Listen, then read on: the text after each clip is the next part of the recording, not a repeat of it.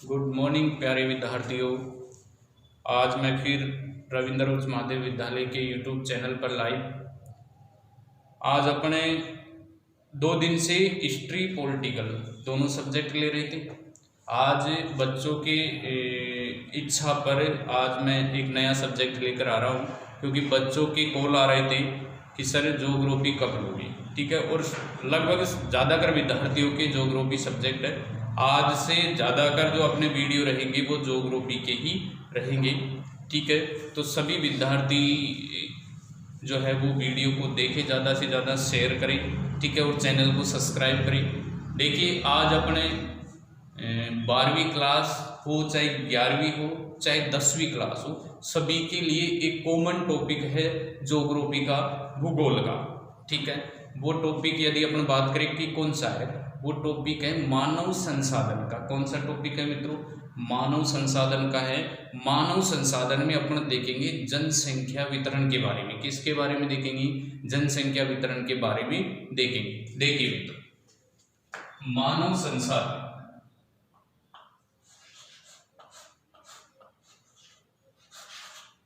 मानव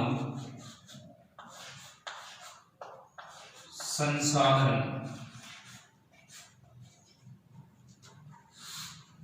मानव संसाधन के अंतर्गत अपना टॉपिक है,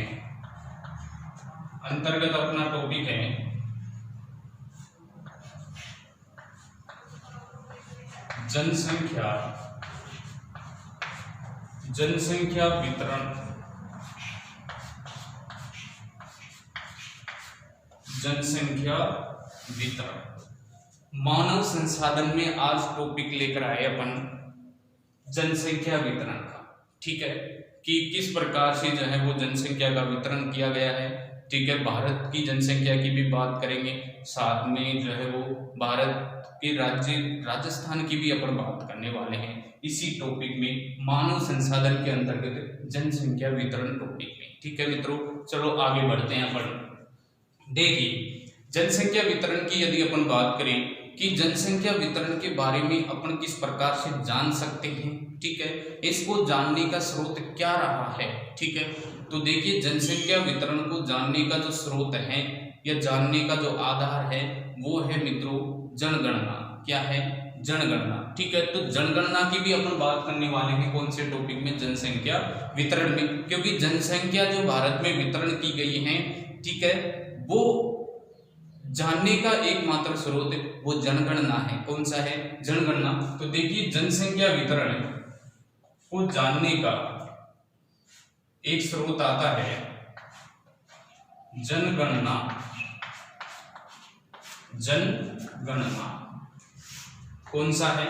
जनगणना है। पहले मैं आपको बता दूं कि जनसंख्या कहते किसे।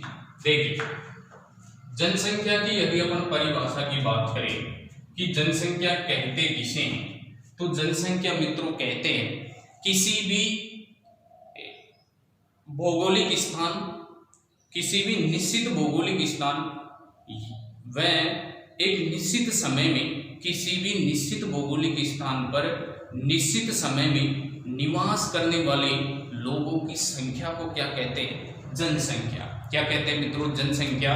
ध्यान रहे, 12वीं क्लास के स्टूडेंट ध्यान देंगे, ये जनसंख्या की परिभाषा पूछ ली जाती है कई बार कि जनसंख्या किसे कहते हैं। तो जनसंख्या की सटीक परिभाषा हो सकती है कि किसी भी भौगोलिक क्षेत्र या किसी भी निश्चित भौगोलिक क्षेत्र में निश्चित समय में निवास करने वाले लोगों की संख्या क्या कहलाती है?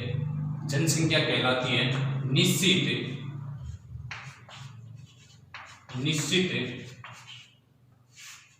स्थान व निश्चित समय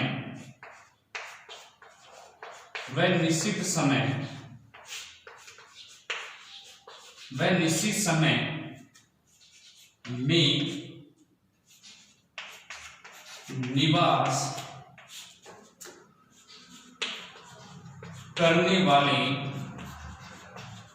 करने वाले लोगों की संख्या को क्या कहते हैं? जनसंख्या कहते हैं, संख्या को जनसंख्या कहते हैं। ठीक है, तो जनसंख्या की परिभाषा निकल कर आ गई कि किसी भी निश्चित स्थान और निश्चित समय में उस स्थान पर निश्चित समय में निवास करने वाले लोगों की संख्या को क्या कहते हैं मित्रों? जनसंख्या कहते हैं। ठीक है, अब जनसंख्या को जानने का आधार या स्रोत पूछ लिया आपसे क्वेश्चन, छोटा क्वेश्चन बनकर आ सकता है कि किसी भी भौगोलिक क्षेत्र में निश्चित समय में निवास करने वाले लोगों की संख्या को जानने का आधार या जानने का साधन क्या है? तो अपन जनसंख्या को किसके माध्यम से जान सकते हैं? वहां जनगणना के माध्यम से जान सकते हैं। किस माध्यम से जान सकते हैं? वहां की जनगणना के आधार पर जान सकते हैं। देखिए, जनगणना से तात्पर्य क्या है? ठीक है, यानी लोगों की गणना करना, लोगों की गिनती करना, अर्थात लोगों की गणना और गिनती करके ही हम क्या जान सकते हैं? उस क्षेत्र की जनसंख्या के बारे में जान सकते हैं। अब बात करें जनगणना की। देखिए, जनगणना का प्रारंभ, इसका प्रारंभ 1872 में, 1872 ईस्वी में एक राजा था लॉर्ड मेयो। कौन था? लॉर्ड मेयो के काल से जनगणना का क्या माना जाता है? प्रारंभ माना जाता है। तो आपसे क्वेश्चन पूछ लिया जाए कि जनगणना का प्रारंभ कब से माना जाता है? 1872 से। किसके शासनकाल से? लॉर्ड मेयो के शासनकाल से। किसके शासनकाल से? लॉर्ड मेयो के शासनकाल से। दूसरा क्वेश्चन कि जनगणना का वास्तविक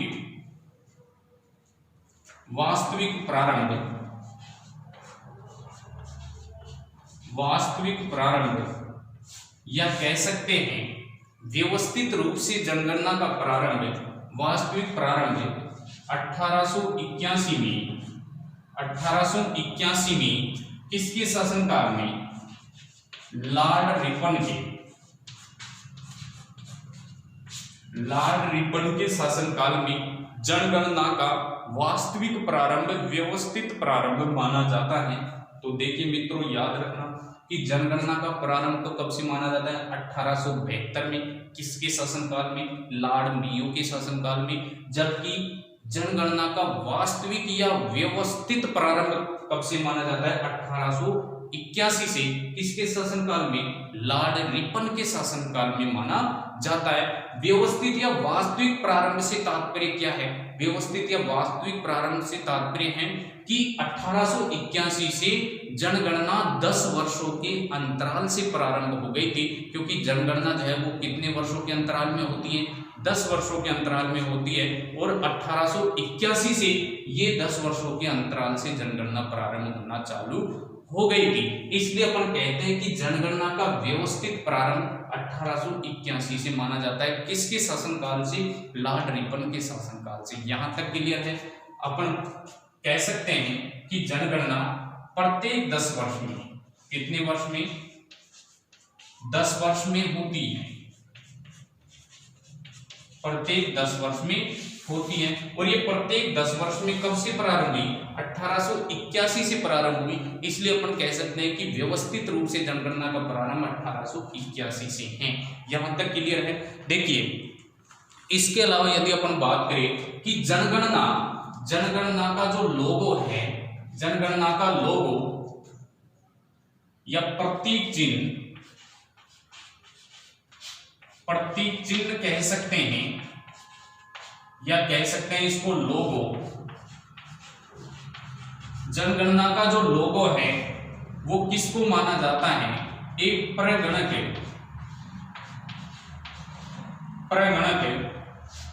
शिक्षिका को, एक परगणक शिक्षिका को जो है वो जनगणना का क्या माना जाता है? लोगो या प्रतीक चिन्ह माना जाता है, क्योंकि एक शिक्षक के द्वारा, एक शिक्षिका के द्वारा ही जो है जनगणना का प्रारंभ किया जाता है। इसलिए जनगणना का प्रतीक चिन्ह या लोगो जिसे अपन कह सकते हैं, किसको माना है? एक परगणक शिक्षिका को माना है।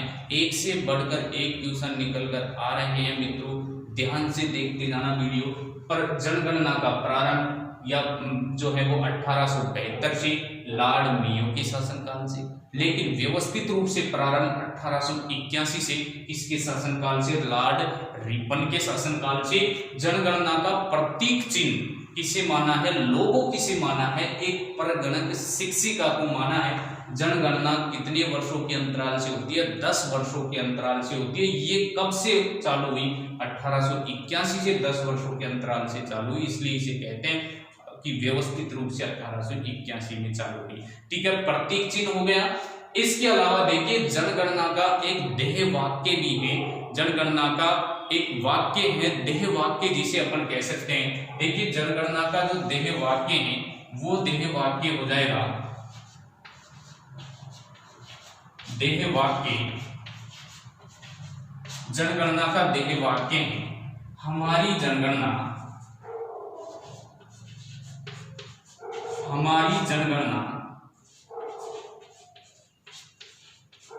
हमारी जनगणना हमारा भविष्य,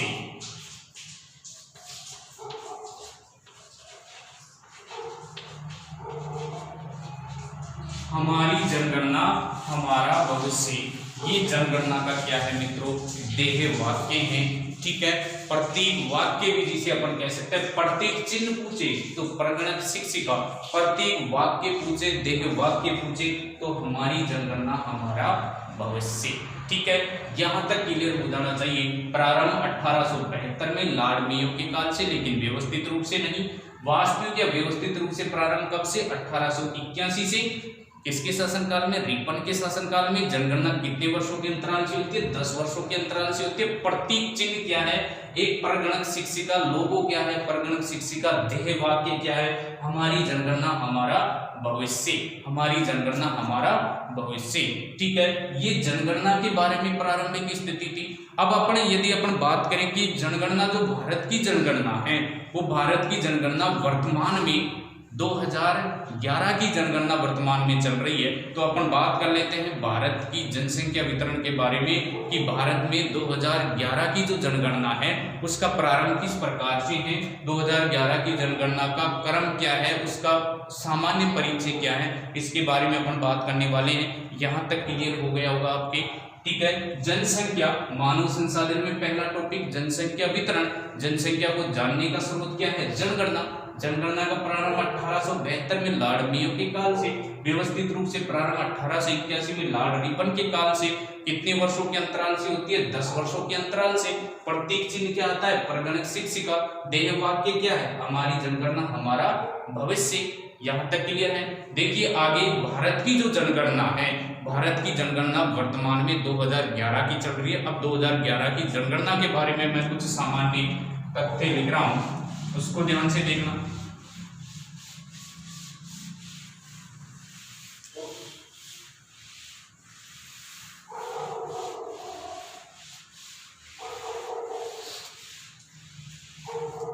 देखिए 2011 की जनगणना के बारे में यदि अपन बात करें, 2011 की जनगणना, 2011 की जनगणना के बारे में देखिए मित्रों, यहां से इस बार जो अभी लेटेस्ट एग्जाम हुई है 12वीं बोर्ड की, 2 क्वेश्चन यहां से आए थे 2011 की जनगणना से। देखिए ध्यान से देखेंगे, 2011 की जो जनगणना है ये क्रम अनुसार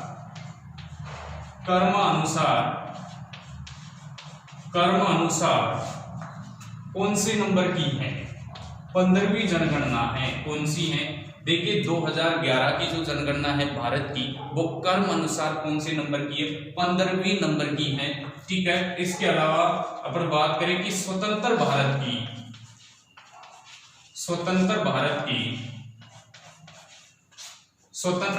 की कौन से नंबर की है, 7वीं है। कौन सी है, 7वीं है। स्वतंत्र भारत की पूछे तो 7वीं, और क्रम अनुसार पूछे तो 15वीं, और 21वीं सदी की पूछे तो 21वीं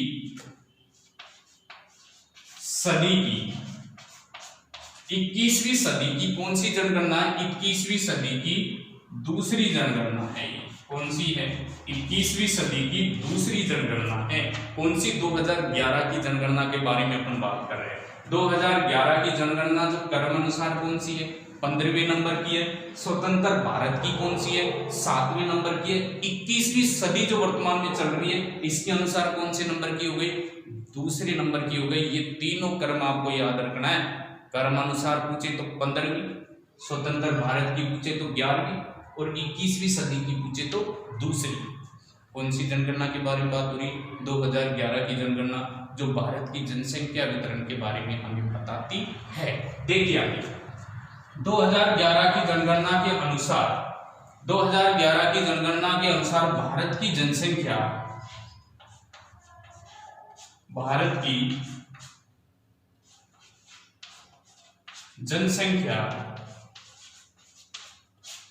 2011 की जनगणना के अनुसार जो भारत की जनसंख्या है वो आती है मित्रों 121.08 करोड़।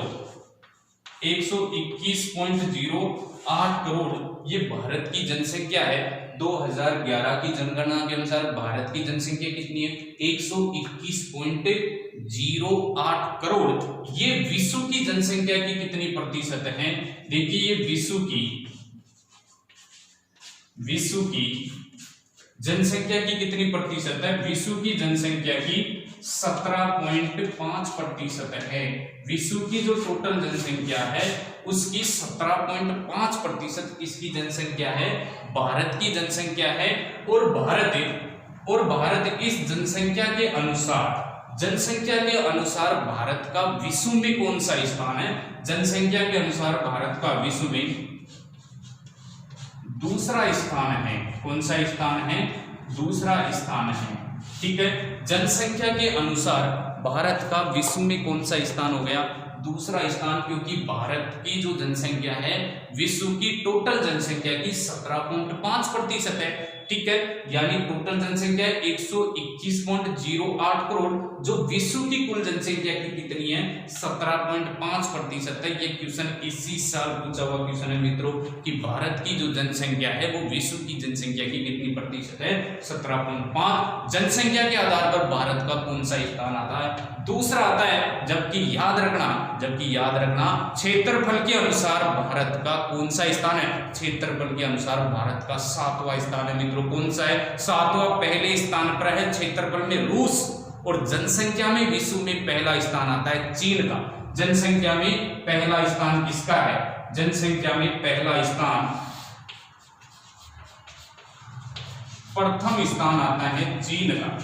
जनसंख्या में पहला स्थान किसका है? चीन का है। भारत दूसरे स्थान पर है। क्षेत्रफल में 7वें स्थान पर है। क्षेत्रफल में पहले स्थान पर रूस, जनसंख्या में पहले स्थान पर विश्व में चीन, दूसरे स्थान पर भारत। विश्व की कुल जनसंख्या की 17.5%। यहां तक क्लियर होना चाहिए। ठीक है, देखिए कि भारत की जो जनसंख्या है इसमें सर्वाधिक जनसंख्या वाले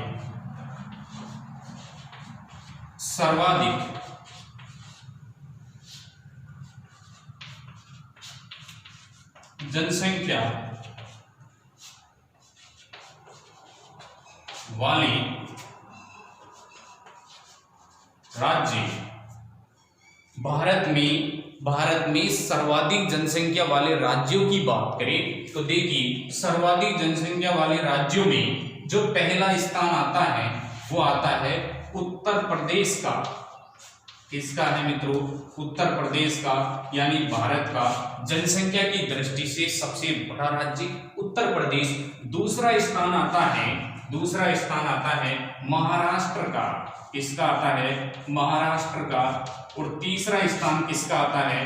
बिहार का। किसका आता है मित्रों? बिहार का आता है। और चौथा स्थान किसका आता है? पश्चिम बंगाल का। किसका आता है? पश्चिम बंगाल का आता है। किसका आता है मित्रों? पश्चिम बंगाल का आता है। तो आपसे क्वेश्चन पूछ लिया जाए कि भारत का सर्वाधिक जनसंख्या वाला राज्य उत्तर प्रदेश, या क्वेश्चन पूछ लिया जाए कि भारत के सर्वाधिक जनसंख्या वाले 4 राज्यों के नाम लिखिए, ये क्वेश्चन आ सकता है। ये 4 राज्य हो गए। पहला उत्तर प्रदेश, दूसरा महाराष्ट्र, तीसरा बिहार और चौथा पश्चिम बंगाल। चौथा कौन सा हो गया? पश्चिम बंगाल। देखिए यदि आपको ये याद नहीं होते हैं तो इनको याद करने की एक ट्रिक्स है। देखिए, इनको याद करने की एक ट्रिक्स है। उत्तर में, यहां लिख देता हूं इनकी ट्रिक्स। उत्तर में बिहारी बंगला है। उत्तर में क्या है मित्रों? बिहारी बंगला है। उत्तर में क्या है? बिहारी का बंगला है। याद हो जाएंगे बिल्कुल। उत्तर में क्या है? बिहारी का बंगला है। उत्तर से उत्तर प्रदेश, में से महाराष्ट्र, बिहार से बिहारी, ठीक है, बिहारी से बिहार, और बंगला से पश्चिम बंगाल, बंगला से पश्चिम बंगाल। ये भारत के सर्वाधिक जनसंख्या वाले राज्य हो गए। देखिए, भारत के सर्वाधिक जनसंख्या वाले राज्यों में पहला स्थान उत्तर प्रदेश का, दूसरा स्थान महाराष्ट्र का, तीसरा स्थान बिहार का, और चौथा स्थान पश्चिम बंगाल का। चौथा स्थान कौन सा हो गया? पश्चिम बंगाल का हो गया। इन चारों को एक ट्रिक से याद कर सकते हो। उत्तर में बिहारी का बंगला है। उत्तर में किसका बंगला है? उत्तर में बिहारी का बंगला है।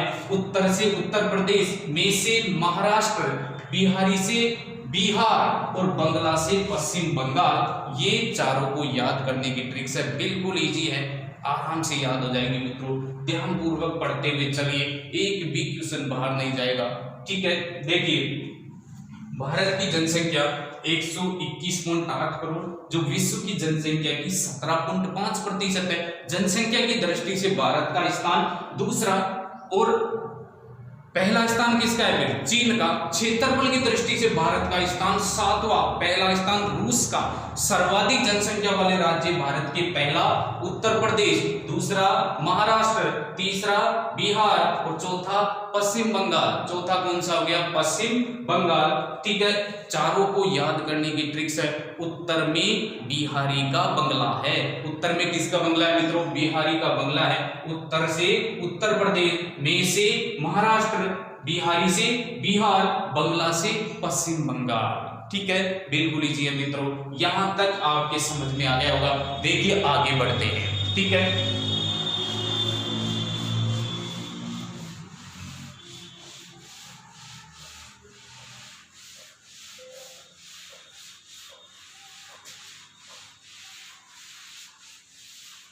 देखिए मित्रों, आगे की यदि अपन बात करें, सर्वाधिक जनसंख्या वाले भारत के राज्य हो गए। देखिए, न्यूनतम जनसंख्या वाले, न्यूनतम जनसंख्या वाले, जनसंख्या वाले राज्य, न्यूनतम जनसंख्या वाले भारत के राज्य। देखिए, न्यूनतम जनसंख्या वाले भारत के जो राज्य हैं, देखिए, न्यूनतम जनसंख्या पहली आती है सिक्किम। सिक्किम न्यूनतम जनसंख्या है। दूसरा है मिजोरम। मिजोरम दूसरा कौन सा हो गया? मिजोरम। तो न्यूनतम जनसंख्या वाले भारत के राज्य पूछ ले तो न्यूनतम जनसंख्या वाले भारत के राज्यों में पहला कौन सा हो गया? सिक्किम। दूसरा कौन सा हो गया? मिजोरम। अब टेंशन मत लीजिए, यदि ये भी आपको याद नहीं होता है तो देखिए, इसकी भी एक ट्रिक्स है। इसकी एक ट्रिक्स है मित्रों, बिल्कुल इजी है। सिम। कौन सी है? सिम। अरे सिम मोबाइल में डालते हैं वो सिम याद रख लेना। न्यूनतम जनसंख्या वाले भारत के राज्य हो जाएंगे सी से सिक्किम, में से मिजोरम, में से मिजोरम। बिल्कुल इजी है। तो भारत का सर्वाधिक जनसंख्या वाला राज्य उत्तर प्रदेश, दूसरा महाराष्ट्र, तीसरा बिहार, चौथा पश्चिम बंगाल। याद करने की ट्रिक्स क्या है? उत्तर में बिहारी का बंगला है। ठीक है, न्यूनतम जनसंख्या वाला राज्य सिक्किम, दूसरा मिजोरम। सिक्किम और मिजोरम। ठीक है, याद करने की ट्रिक्स क्या है? सिम, सी से सिक्किम, में से मिजोरम, में से मिजोरम। यहां तक क्लियर हो गया होगा। देखिए, इसके अलावा क्लियर है? देखिए,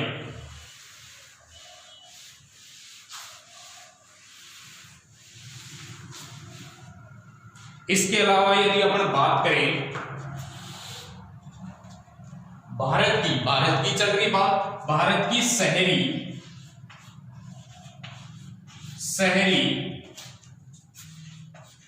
और ग्रामीण, भारत की शहरी और ग्रामीण जनसंख्या की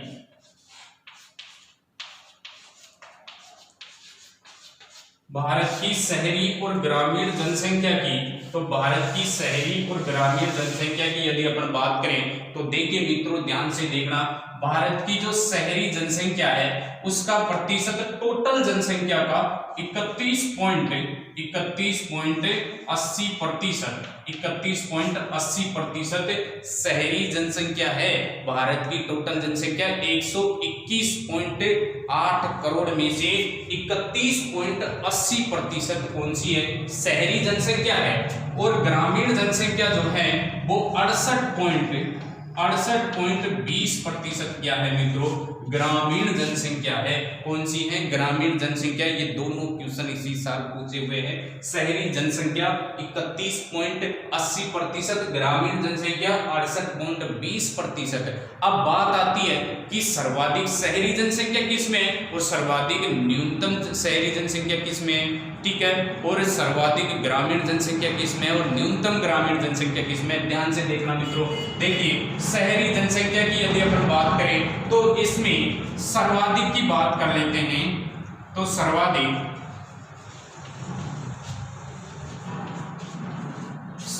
है महाराष्ट्र। किसकी है? महाराष्ट्र। और न्यूनतम की बात करें तो न्यूनतम किसकी है? न्यूनतम जो है वो ही सिक्किम की है। न्यूनतम किसकी है? सिक्किम की है, ठीक है, न्यूनतम सिक्किम और सर्वाधिक महाराष्ट्र। मित्रों ध्यान कर लेना, एकमात्र शहरी में कंफ्यूज मत होना। शहरी में सर्वाधिक पूछे तो महाराष्ट्र, बाकी चाहे ग्रामीण हो, चाहे महिला हो, चाहे पुरुष हो, चाहे सर्वाधिक हो, उसमें उत्तर प्रदेश ही आएगा। लेकिन जब शहरी की बात करें सर्वाधिक तो उसमें महाराष्ट्र है। केवल ये कंफ्यूजन का विषय है कि सर्वाधिक शहरी जनसंख्या पूछे तो महाराष्ट्र, बाकी सभी में सर्वाधिक उत्तर प्रदेश कर देना है और न्यूनतम बाकी सभी में सिक्किम करना ही है। न्यूनतम तो सभी में सिक्किम करना है, जबकि शहरी में सर्वाधिक महाराष्ट्र करना है, ना कि उत्तर प्रदेश। बाकी सभी में उत्तर प्रदेश कर देना। देखिए, ग्रामीण जनसंख्या में सर्वाधिक